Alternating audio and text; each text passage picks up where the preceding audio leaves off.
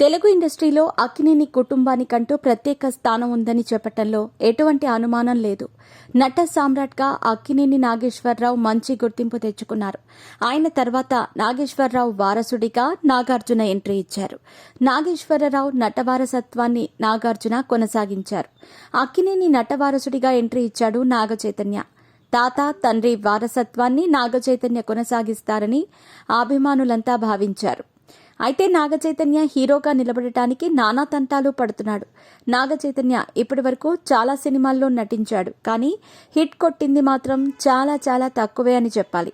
చైతన్య కెరీర్లో ఇప్పటి వరకు బ్లాక్ బస్టర్ హిట్ ఒక్కటి కూడా లేదు. హిట్ కొట్టిన సినిమాల్లో కూడా స్టోరీ పరంగానూ హీరోయిన్ పరంగానూ హిట్ అయినవే ఎక్కువ అనే టాక్ ఇండస్ట్రీలో ఉంది. స్టార్ ఫ్యామిలీ నుంచి వచ్చిన మహేష్, ఎన్టీఆర్, రామ్ చరణ్, ప్రభాస్ వంటి వారు సూపర్ స్టార్లుగా ఎదిగారు. బిజీగా గడుపుతున్న లైఫ్ లో చిన్న బ్రేక్ తీసుకుని ఎంజాయ్ చేయాలి అనుకుంటున్నారా? అయితే వెంటనే ఆర్వీ వెకేషన్స్ ప్రైవేట్ లిమిటెడ్ ని సంప్రదించండి. మరిన్ని డీటెయిల్స్ కోసం సంప్రదించండి 7997979960. అక్కినేని ఫ్యామిలీ నుంచి వచ్చిన నాగచైతన్య మాత్రం పెద్దగా సక్సెస్ కాలేకపోయాడు. నాగచైతన్య హీరోగా నిలబడటానికి నానా తంటాలు పడుతున్నాడు. ఇక మనోడి వ్యక్తిగత జీవితం కూడా వివాదాల్లో నిలిచింది. సమంతను పెళ్లి చేసుకున్న నాగచైతన్య కొద్ది కాలానికే ఆమెకు విడాకులిచ్చాడు. ఇటీవలే హీరోయిన్ శోభితను నాగచైతన్య వివాహం చేసుకున్నాడు.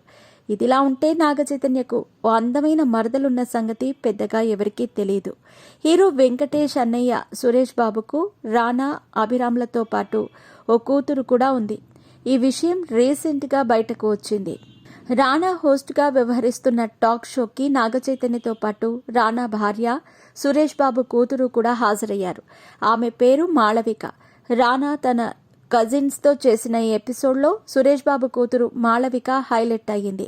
నాగచైతన్యను మాళవిక పదే పదే బావా బావా అని పిలుస్తూ ఉంటే ఎపిసోడ్ని చూస్తే ఆడియన్స్కి ఏదో తెలియని ఫీలింగ్ వచ్చేస్తుంది.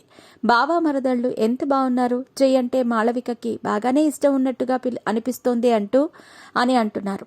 అయితే మాళవికకి ఎప్పుడో పెళ్ళయిందని, పిల్లలు కూడా ఉన్నారన్న సంగతి తెలిసిందే.